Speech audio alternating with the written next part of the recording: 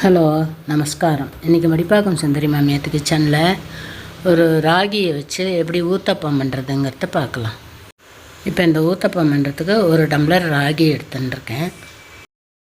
இதை ஒரு 2-3 தடவை நல்லா களைஞ்சிட்டு ஒரு 4லேருந்து 5 மணி நேரம் நல்லா ஊற வச்சுக்கலாம்.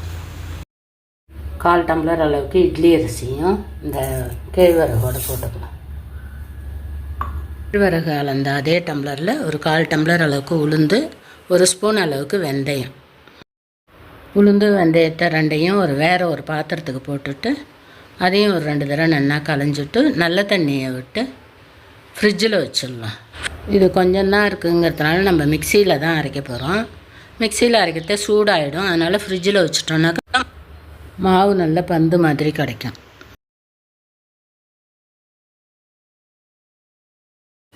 உளுந்து ரொம்ப கொஞ்சமாக இருந்ததுனால கொஞ்சம் தண்ணியை விட்டு அரைச்சிருக்கேன். இதுவே நிறையா இருந்ததுன்னா கொஞ்சம் தண்ணியை தெளித்து அரைக்கிறத நல்ல பந்து மாதிரி வரும் மாவு. கேழ்வரகுல சின்ன சின்ன கல், பொடி பொடி மணல்லாம் இருக்கும். அதனால் எதுக்கும் அரிச்சு போட்டுக்கிறதே நல்லது. அரிக்க தெரியாதவா இது போல் பண்ணினேன்னா கூட அடியில் கல்லெல்லாம் தங்கிடும். கொஞ்சம் தண்ணியை விட்டுட்டு இது போல் லைட்டாக அதை ஷேக் பண்ணிகிட்டே இருந்தோன்னா அடியில் பொடி பொடி கல்லெல்லாம் தங்கிடும்.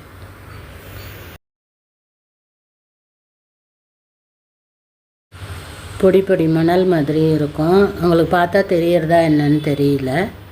இதில் ஆனால் அவ்வளவா இல்லை, சில சமயம் ரொம்பவே இருக்கும். அதனால் அரைச்சிக்கோங்க.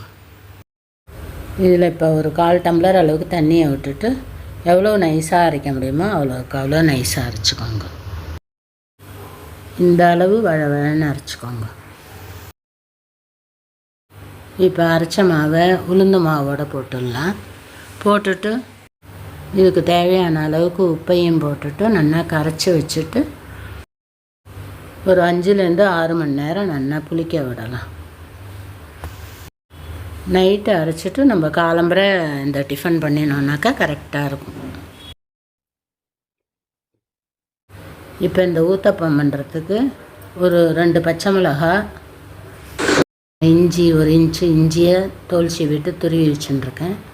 1 கேரட்டை துருவி வச்சுட்டுருக்கேன். கொத்தமல்லி கொஞ்சம், கருவேப்பிலை கொஞ்சம். பீன்ஸ் இருந்தால் கூட பொடி பொடியாக நறுக்கி போட்டுக்கலாம். வெங்காயமும் போட்டுக்கலாம். இப்போ தாளித்து கொட்டுறதுக்கு ஸ்டவ் ஆன் பண்ணிவிட்டு வானல் அடுப்பில் போட்டுட்டு 1 டேபிள் ஸ்பூன் அளவுக்கு சமையல் எண்ணெய் விட்டுட்டு எண்ணெய் சூடானதும் 1/4 டீஸ்பூன் கடுகு வெடித்ததும் 1 ஸ்பூன் உளுத்தம்பருப்பு, 1 ஸ்பூன் கடலைப்பருப்பை போட்டுட்டு கடுகு வெடித்து பருப்பெல்லாம் நல்லா செவந்ததுக்கப்புறமா நம்ம நறுக்கி வச்சுருக்கிற பச்சை மிளகாய், இஞ்சி 2ஐயும் போட்டுக்கலாம்.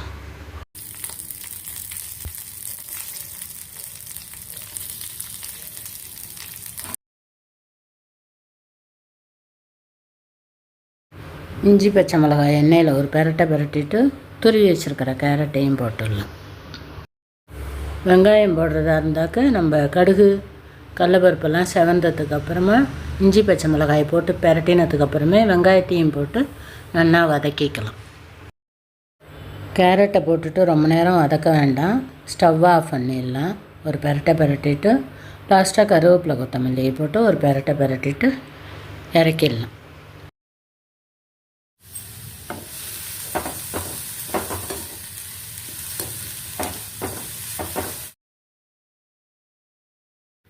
இப்போ அரைச்சி வச்ச மாவுலேருந்து ஒரு 3 கரண்டி மாவு எடுத்துட்டுருக்கேன். இதில் ஒரு 1/4 ஸ்பூன் ஜீரகம் போட்டுக்கலாம். நம்ம வதக்கி வச்ச கேரட் எல்லாம் போட்டுக்கலாம். நம்ம வேணும்னா வெங்காயம் போட்டுக்கலாம். நான் இன்றைக்கி போட்டுக்கல.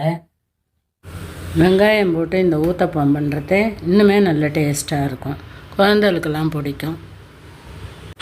இப்போ வதக்கின காய் எல்லாத்தையும் மாவோட நல்லா கலந்துக்கலாம்.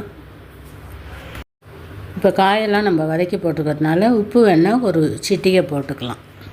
எனக்கு இந்த உப்பு போருங்கிறதுனால நான் போடலை. காயெல்லாம் சாப்பிடாத குழந்தைகளுக்கு இது போல் செஞ்சு கொடுத்தோன்னா கரிகாய் சேர்ந்துடும் உடம்புல.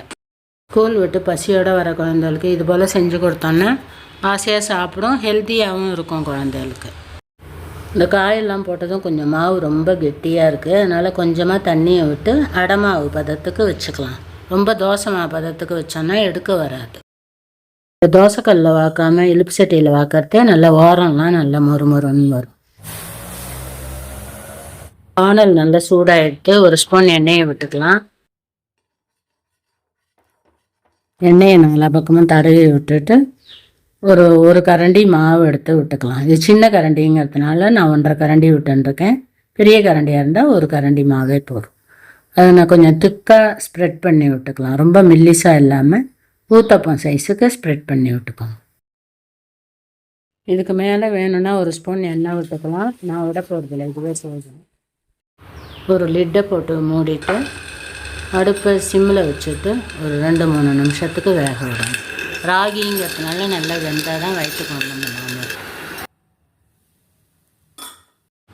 இப்போ ஓரளவு வெந்திருக்கு, ஓரங்கள்லாம் செவந்திருக்கு. இந்த ஸ்டேஜில் நம்ம திருப்பி போட்டுக்கலாம். அப்படி வேகலைன்னா மறுபடியும் மூடி வச்சுட்டு ஒரு 2 நிமிஷம் கழித்து மறுபடியும் திருப்பி போடுங்க.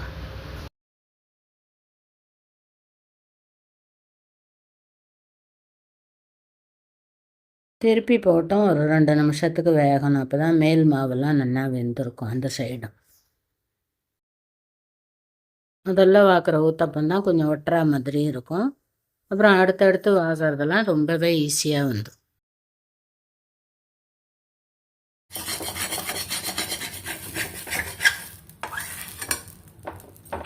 இது போல் மீதி இருக்கிற எல்லா மாவையும் ஒன்றா வார்த்து எடுத்துக்கலாம். இது ராகியில் செய்கிறதுனால டயபெட்டிக்கு ரொம்ப நல்லது. சுகர் பேஷண்ட்டுக்கு அடிக்கடி இது போல் செஞ்சு கொடுக்கலாம். எப்போவும் ராகியில் இட்லி தோசைன்னு பண்ணாமல் ஒரு டைம் இது போல் வித்தியாசமாக செஞ்சு கொடுக்கலாம். டேஸ்ட்டும் நல்லா இருக்கும், அதே சமயம் ஹெல்த்தியாகவும் இருக்கும். வெஜிடபிள்ஸ்லாம் போடுறதுனால நல்லா சாஃப்டாகவே இருக்கும்.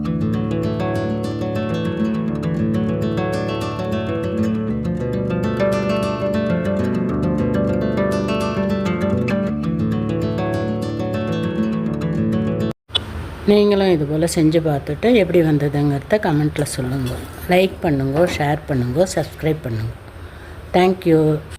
தேங்க்யூ ஃபார் வாட்சிங். நெக்ஸ்ட் வீடியோவில் பார்க்கலாம்.